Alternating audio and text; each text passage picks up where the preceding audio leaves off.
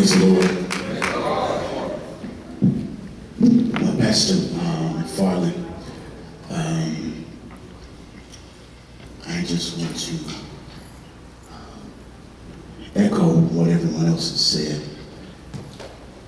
They've talked about who you are, your character, and that's why we're here to celebrate you. Earlier today, I got a text message and said, they wanted me to bring the words of encouragement. And I was thinking, how come? But when I got that, I was listening to what everyone was saying tonight, and I'm not going to belabor you long because we have to hit the road and get back. I want to thank all of those who came. Did I do all right?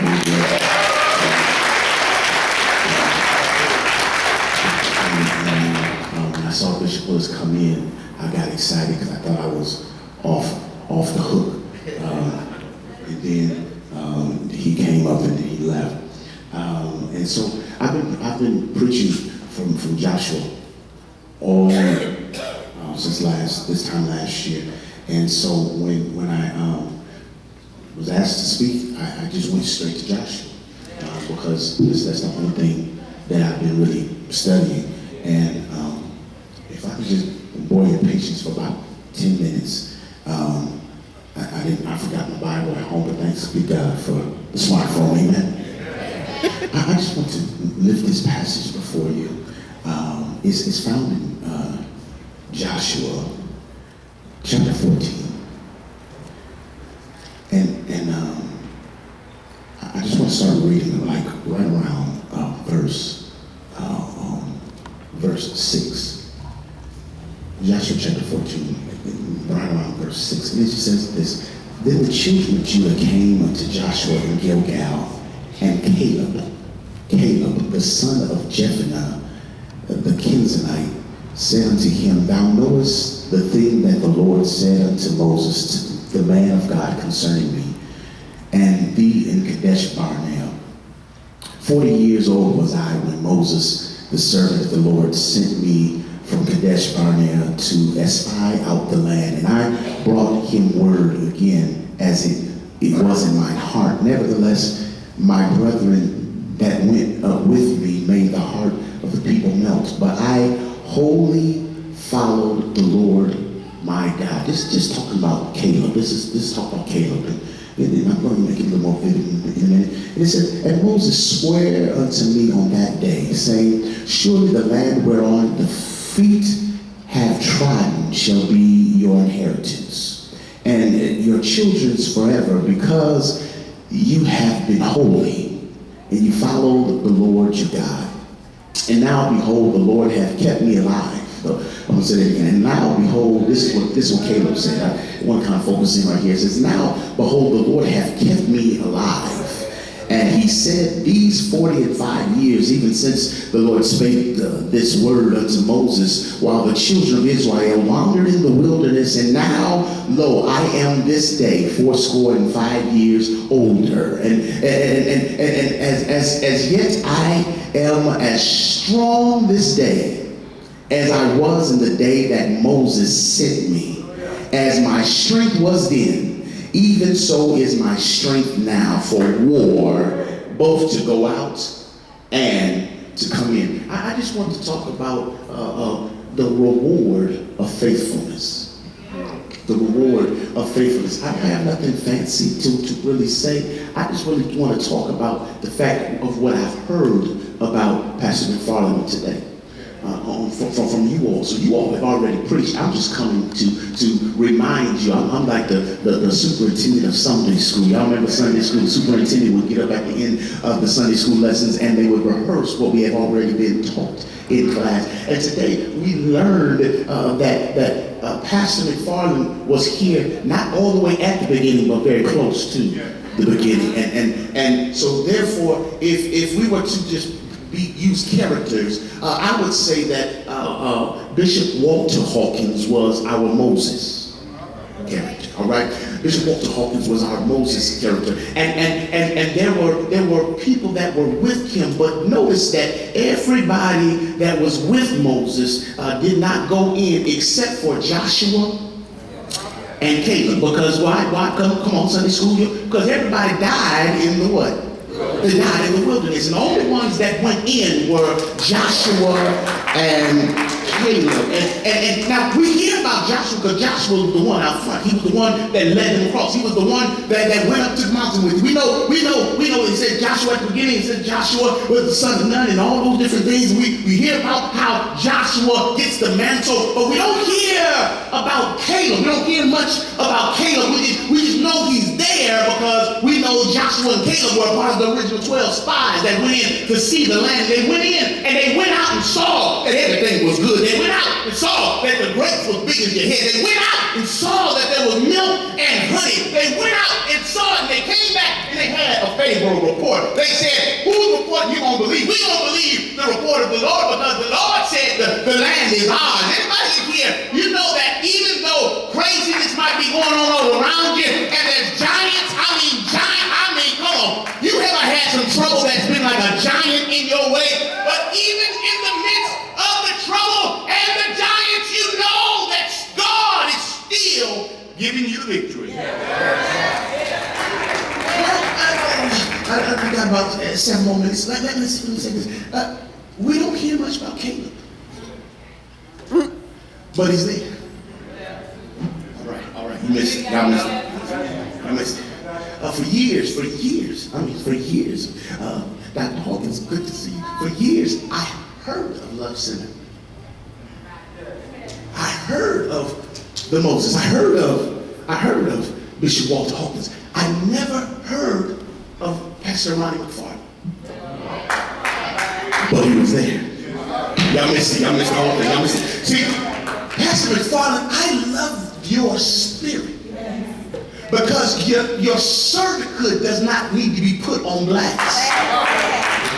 You don't have to have the mic to be effective. Oh my God. Somebody might get upset with you too. You don't have to be in the front with the collar, with the this. You will be out in the trenches fighting giants and knocking down walls. Who am I preaching to today that knows that I don't raise you to the doctor, Pastor. Pastor McFarland knows how to get in the trenches. I heard this is not me going to rehearse the lesson. I heard that y'all said that when you call him to fuss, he said, did you check with God? What did God have to say about that? That's Caleb's spirit.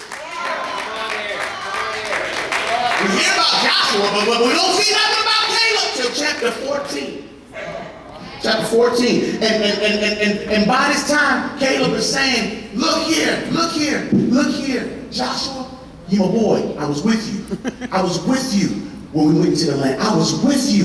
And you know I was with you when Moses promised me that I would inherit the land. We've been through this. We've been fighting. We even took these youngsters. We done brought them off the street. We done took them out of the wilderness. We done brought them in. We take them into the promised land. We're doing great things. We have found milk and honey, and we are doing wonderful things. Now it's time for me to get what's mine. Yeah, I know you're looking at me, and you said, Caleb McFarland, you got some years on you now. I don't know if you can handle the blessings of the Lord that's on. You done been through some stuff. You've been through some wars. You've been through some fight. Look at you, man. You done had surgery and all these different kinds of things, and you can't move the way you want. You used to. Why didn't he bless you with it when you were younger? Why didn't he give you your inheritance then? Because you couldn't handle it then. Because you ain't been through enough life yet. I ain't preaching nobody else with you. But now God is saying, here's watch this. He said, watch this. He said, I was 40 when we started. In other words, I was older than they are now when we first tried to get into the land. Now it's been 45 years. Can I pause there parenthetically and say this? Pastor, you have seen some stuff. You've seen folks come and you've seen some folks go. And you've been constant. Even with your battle wounds, you showed up to fight. Come on. How many of y'all can say that when I got wounded, I showed up and I got in the trenches and acted like I didn't even have a wound. You still show up to fight. And so now, today, we come to celebrate you. Not because you asked it. I'm gonna tell you why. In verse 11, watch this. Verse 11, it says this. Here's if you have no other reason or recourse to celebrate God, if God hasn't been good enough to you, if God hasn't blessed you with your house yet, if God didn't give you your car yet, you want your Bentley, now you fussing because the Lord, come on, get that whole boo-boo kitty. You're fussing with the Lord because he didn't give it to you.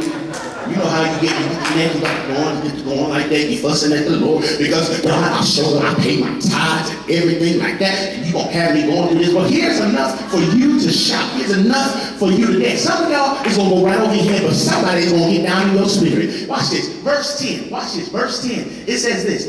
And now behold, the Lord hath kept me alive. Yeah. Good evening, Oakland. I hear the signs. I'm my Baptist boy feeling right now. It's about time for me to wrap up. Because if you can't shout off of that, there ain't no other reason for me to keep going. But when you start thinking about the fact that you could have been dead and gone, you could have been dead and gone. That surgery could have took you out of here. When you laid down and went under the anesthesia, it didn't have to wake up, but the Lord got you. Is there anybody in here that's just happy? And you get happy in your spirit because you know that the Lord kept you alive. And watch it. It's not because you were that good. Touch your neighbor. I ain't there yet, right? I ain't there yet, right? Touch your neighbor. Come on, touch your neighbor. Touch your neighbor. Come on, shake him real good. And look at him in their face. Look at me eyeball to eyeball. And say, you ain't that good. Look right back at him. And say, baby, we all got issues. But watch this. Here's the shouting point. God blesses you in spite of your issues.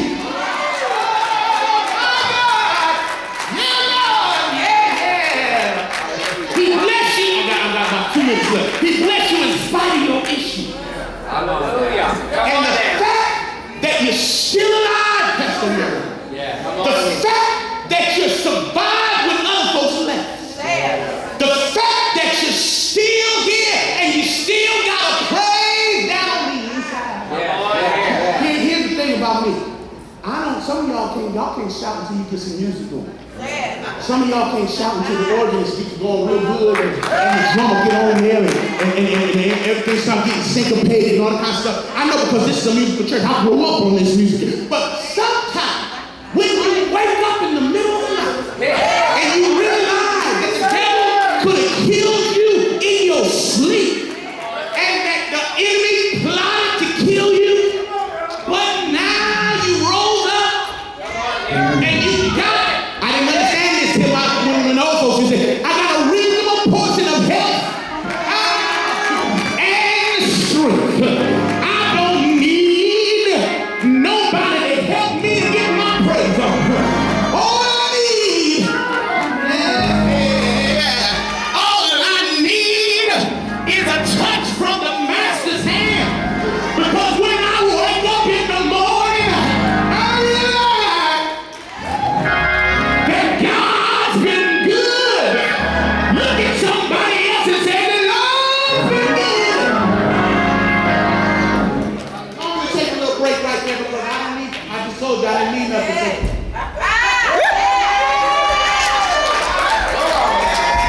Why are you shouting? I'm not shouting for me. This is a shout for you. This time last year, we was on the prayer line praying for you. We were praying that you come back to church. But now I see you looking good now. You're looking wonderful now. And guess what? What you've been through could have killed you. But thanks be to God.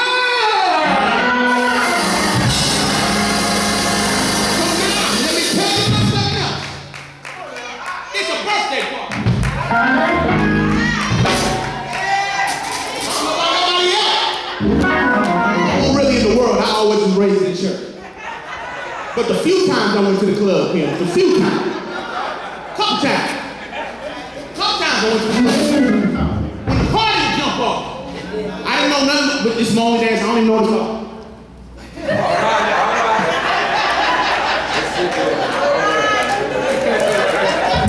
It's the only dance I knew. It's the only dance I knew. But when it came time to dance, I did it with all my might.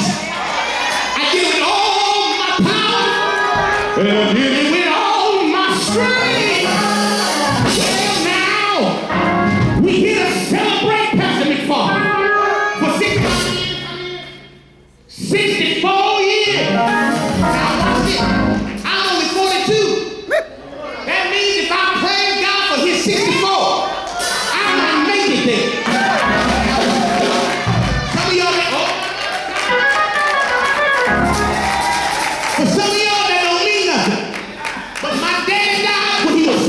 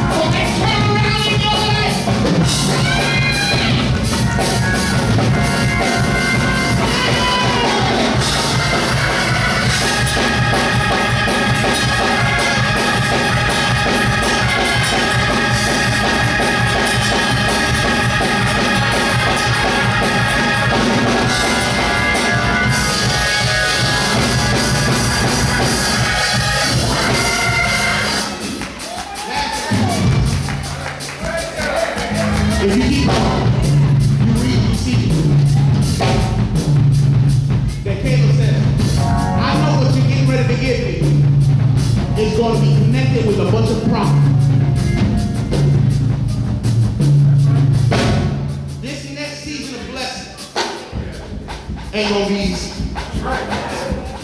Because when God says yes, a great responsibility is connected to it. Caleb's land was a mountain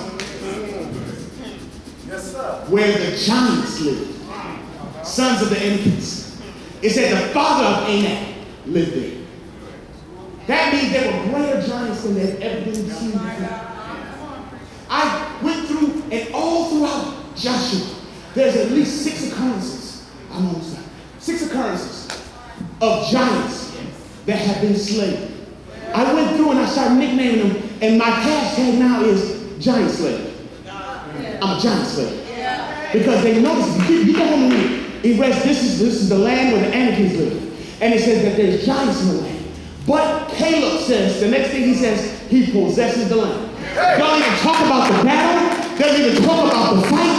It was the biggest fight of his life, but it didn't mean nothing to God compared to the blessing.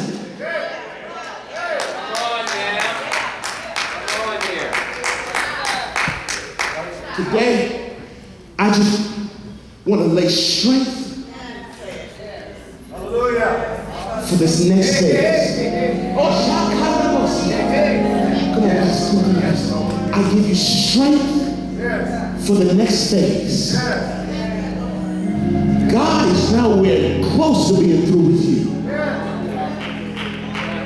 He's about to give you a great mountain. I know everybody saying, the Bible says speak to the mountain and it be removed. But if your blessing is on the mountain, stop speaking for God to move it. You're going to have to climb that mountain. Because if you move the mountain, you're going to lose your blessing. Sometimes there's going to have to, it says, for every mountain you brought me over. I pray strength for the mountain. You're going to climb this mountain with ease. Dr. Ed, I just want to place a special blessing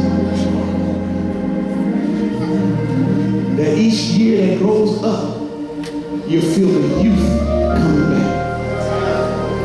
God has great things in store for your history and your legacy. Come on here. Come on here. And I cover this house. Come on here. Come on here. Come on here. Hey. Strength and courage. Strength and courage. Strength and courage. Strength. Come on here.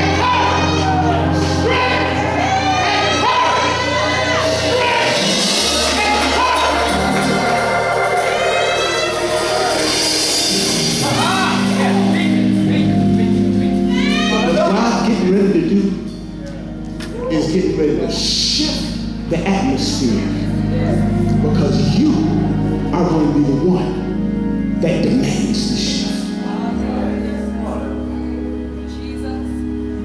Thank you. Sorry, I took about 10 more minutes. Pastor Ronnie, I thank you. I thank you. Sometimes all people need to hear is a thank you. All people need to hear sometimes is a thank you. I am grateful because you didn't give up. You didn't give up. Thank you for showing us how to stand. Come on, now let's thank God for this man of God. Come on. Let's end by thanking God for this mighty man